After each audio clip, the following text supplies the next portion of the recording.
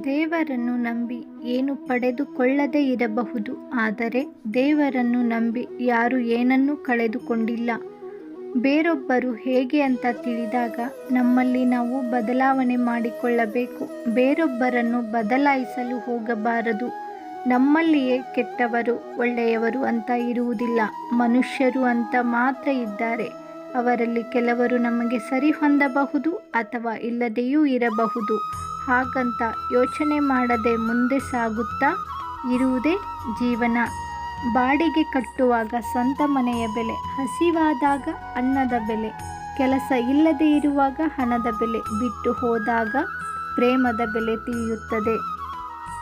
ಒಳ್ಳೆಯತನಕ್ಕೆ ಬೆಲೆ ಇಲ್ಲ ಎನ್ನುವುದು ಎಷ್ಟು ಸತ್ಯವೋ ಅದೇ ರೀತಿ ಆ ಒಳ್ಳೆಯತನ ನಮ್ಮನ್ನು ಕೈ ಬಿಡಲ್ಲ ಅನ್ನೋದು ಅಷ್ಟೇ ಸತ್ಯ. ಕಳೆದುಕೊಳ್ಳುವ ಭಯಕ್ಕಿಂತ ಪಡೆದು ಯಶಸ್ವಿಯಾಗುತ್ತೇನೆ ಎನ್ನುವ ಭರವಸೆ ಹೆಚ್ಚಾದಾಗ ಸೋಲಿಗೆ ಅವಕಾಶವೇ ಇಲ್ಲ. ವಿಶ್ವಾಸವೇ ವಿಜಯಕ್ಕೆ ಮೂಲ ಕಾರಣ.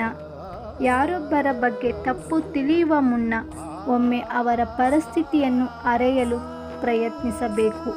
ನಿಮಗೋಸ್ಕರ ನೀವು ಬದುಕಿ, ನಿಮ್ಮ ತಂದೆ ತಾಯಿಗೋಸ್ಕರ ನೀವು ಬದುಕಿ. ಬೇರೆ ಯಾರೂ ಶಾಶ್ವತವಲ್ಲ. ನಿಮ್ಮ ಉಪಯೋಗ ಮುಗಿದ ಮೇಲೆ ಎಲ್ಲರೂ ನಿಮ್ಮನ್ನು ದೂರ ಮಾಡುತ್ತಾರೆ. ಕೆಟ್ಟ ಕರ್ಮಗಳಿಗಷ್ಟೇ ಶಿಕ್ಷೆ ಆಗುವುದಿಲ್ಲ. ಕೆಲವೊಮ್ಮೆ ಅಳತೆ ಮೀರಿದ ಒಳ್ಳೆಯತನಕ್ಕೂ ಕೂಡ ಶಿಕ್ಷೆಯಾಗುತ್ತದೆ. ಸಂಪತ್ತು ಅಂತಸ್ತನ್ನು ತಂದುಕೊಡಬಹುದು, ವಿದ್ಯೆ ಅರಿವು ನೀಡಬಹುದು, ಆದರೆ ಗೌರವ ತಂದು ಕೊಡುವುದು ನಮ್ಮ ನಡತೆ ಮಾತ್ರ. ಪ್ರೀತಿ, ಗೌರವ ಮತ್ತು ಅಪಮಾನ ಈ ಮೂರು ಹೂಡಿಕೆಯ ಮೂರು ರೂಪಗಳು ನೀವು ಇತರರಿಗೆ ನೀಡುವುದಕ್ಕಿಂತ 2 ಪಟ್ಟು ಹೆಚ್ಚು ಹಿಂದಿರುಗುತ್ತದೆ. ಬಡತನ ಮನುಷ್ಯನಿಗೆ ಇದ್ದರೂ ಪರವಾಗಿಲ್ಲ, ಆದರೆ ಮನಸ್ಸಿಗೆ ಇರಬಾರದು. ಶ್ರೀಮಂತಿಕೆ ಮನುಷ್ಯನಿಗೆ ಇಲ್ಲದಿದ್ದರೂ ಪರವಾಗಿಲ್ಲ, ಆದರೆ ಮನಸ್ಸಿಗೆ ಇರಬೇಕು. ಇದೇ ಥರ ಇನ್ನಷ್ಟು ವಿಡಿಯೋಗಳಿಗಾಗಿ ಅಮೃತ ಅಡುಗೆ ಮನೆ ಚಾನಲ್ನ ಸಬ್ಸ್ಕ್ರೈಬ್ ಮಾಡಿಕೊಳ್ಳಿ. Thank you for watching. ನೀವು ಹೀಗೆ ಯಾವಾಗಲೂ ನಗ್ತಾ ಇರಿ, ಇನ್ನೊಬ್ಬರನ್ನ ನಗಿಸ್ತಾ ಇರಿ. ಧನ್ಯವಾದಗಳು.